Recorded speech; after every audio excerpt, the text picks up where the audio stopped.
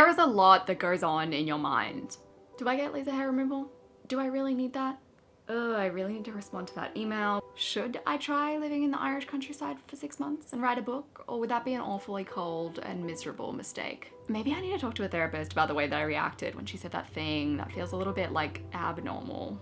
You have thoughts like that, or maybe totally unlike that, but regardless, there are thoughts going through your head at all times, unless you are hypnotized by TikTok or Netflix or you're asleep. In this video, I want to talk about how I organize the thoughts in my head so that I'm not constantly overwhelmed, so that I get things done, and I want to share some principles that you can steal and apply to your own life. I would 100% recommend the book Getting Things Done by David Allen, which is essentially the basis for this entire video. This is a system that I've used to completely organize my life, and I've been using it for a few years now. This video is sponsored by Notion, one of my favorite sponsors, because it's a tool that I use every single day. I love and adore it. Notion is my go-to app for keeping my life organized. As soon as I saw it, I fell in love with it. It organizes my life, it organizes my business. It holds my to-do, my business plans, my content calendar, my lists, my ideas, my thoughts, my feelings. They are all in Notion. Also, big news, Notion is now free for personal use. They changed this recently. It's a very exciting change. It has all of the functions that I want in a productivity app, including Kanban boards, content calendars, to-do lists, galleries, tables, all of the things. If you want to get your life together, organize your mind, you can access Notion for free using the link in the description and down below. I will also have a link to my life dashboard template, which so many of you have used and loved and tagged me in. So do make sure to use that link in the description down below to get access to Notion for free. So let's talk about how to organize your mind, starting with lists. Now this is going to be a real deep dive video, so I would recommend getting a cup of tea and sitting back pre-watching this. I am diving deep into all things productivity, organization. Clearly, we love a good list. They make sure that you're not overwhelmed, you're not keeping everything in your head, and you're actually doing things rather than just being paralyzed and thinking about them a lot. When it comes to lists, there are a few essential lists that I use to keep my life organized. As you can see, all of my lists are stored in Notion. The first list is my big master list. Basically, this is a big list of all the to-dos in my life. These to-dos aren't audacious. They're things that you can get done in one sitting. They're usually one step. For example, call the accountant, submit the online form. Having a master list of all the things that I need to get done in my life makes me feel so much more clear-headed, just knowing that that exists and that there's a trusted space where it is. Then I have my waiting for list. So these are to-dos or actions that I can't move forward on because I'm waiting on something. So I might be waiting on the bank to call me back or for someone to send me an email with something. Having a waiting for list is helpful because you can revisit every once in a while and you can be like, okay, who do I need to chase up to move things forward? Also, you know that those aren't things that aren't moving forward because you're not doing anything. It's just that you're waiting on something. Then there is the project list. Projects are anything that takes more than one step. I have two types of projects. My life map goals, they link back to my planning system.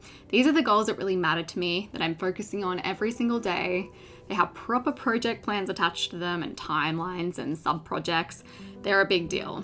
My other projects are like my side pieces. I have bigger projects like finish redesigning the courtyard, which has a lot of mini steps attached.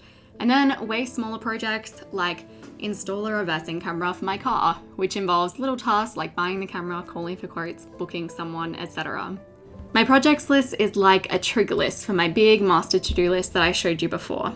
I look at it every week and I ask myself, do I have a to-do on my master to-do list that moves this project forward? The next two lists that I rely on are my someday list and my perhaps list. In Getting Things Done, they like to put these two lists together, but I prefer to separate them because I think they're very different things. My someday list is a list of stuff that I definitely want to do someday, and my perhaps list is a list of things that maybe one day I'd like to do. So maybe you 100% want to start a podcast and you definitely want to do a road trip around Australia, but you maybe want to move to America for a year or buy a goat, but you're not totally sure. So your perhaps list is just filled with stuff that like maybe you'd want to do it. You still want to capture it because you never do know. You could be an amazing goat owner, but you're just not 100% sure that's something that you want to pursue. I also have a few other someday type lists, so things like books to read, places to go, Airbnbs to visit. It's not like I have those lists scattered across 5 notebooks. I have this one system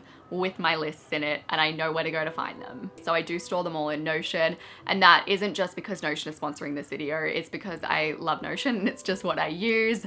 I'm going to talk more about those lists later, but the next thing that I have that organizes my mind is a place to store all of my reference stuff. So my reference stuff for me are things like my receipts that I need, product manuals that I may one day perhaps use, interesting articles, videos, quotes, a list of things to buy for people's birthdays, that kind of thing.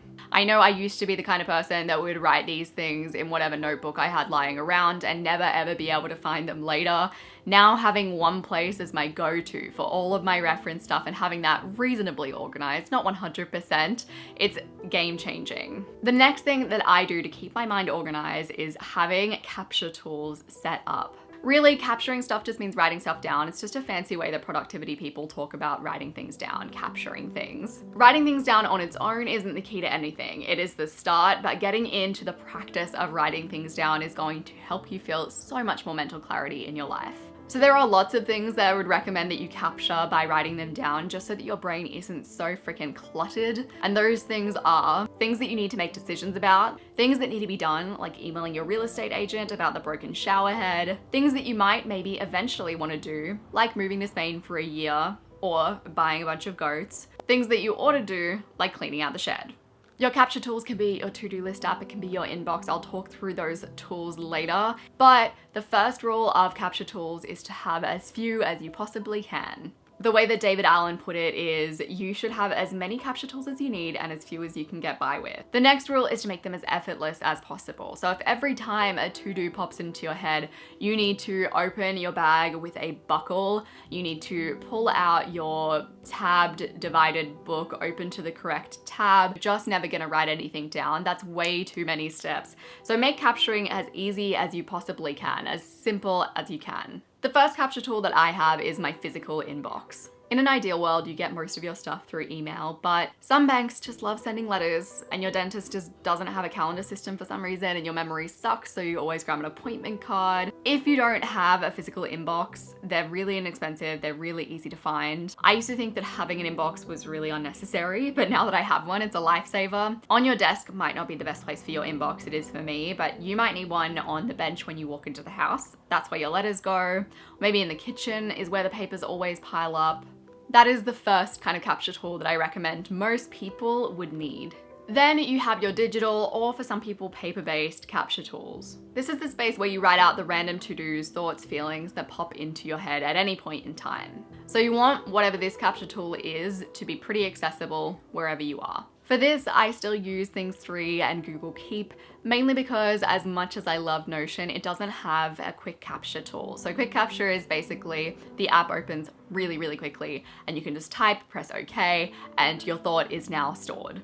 I just make sure that I transfer everything from those capture programs into Notion every week. That way I'm not creating a whole bunch of spaces where all my stuff is stored. It all still goes into the same place eventually. The thing about capturing stuff is that while it is really nice to have that feeling of clear-headedness in your brain, getting things out on paper feels really good, it's actually relatively useless unless you are revisiting the stuff that you capture and doing something with it. For me, if I don't look back at the lists that I have created regularly, I will start to actively avoid them because I'm like, oh, I don't want to think about all the things that I have to do and I haven't revisited that list in ages. Is it even up to date? You just start to distrust that place. So I look at my big master list of to-dos on a weekly basis during my weekly reset, which is a key part of keeping my mind decluttered and organized. This is really the only way that I've found that I can keep my mind constantly organized, or that's a bit ambitious, but relatively organized on an ongoing basis. In the weekly reset, in the book, it's actually called the weekly review, but I have added a whole bunch of other stuff onto it, so it's my weekly reset. I start by getting clear. So I actually grab my physical inbox. I will have my Things3 open with all of my to-dos as well as my Google Keep. Anything that I have captured for the week, I open it up and I go through it.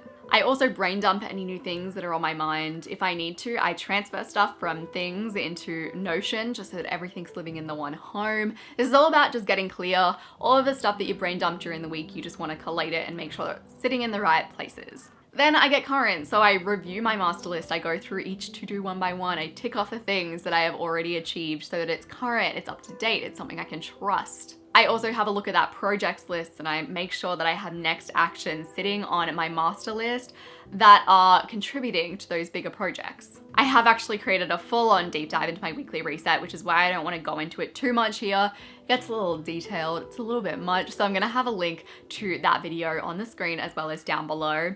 I don't think your weekly reset needs to be all too complicated. The checklist that David Allen provides is a great place to start. All your weekly reset needs to be is a time when you revisit all the stuff that you've brain dumped and you make sure that you know what you're doing, you're on track, and you trust all of your lists. That's really it. The way that I think of your lists are, they are essentially all of the things in your mind organized. So if you have them up to date and current, your mind will feel decluttered and you will feel free to do things. One part of my weekly reset that I will talk about is organizing by context.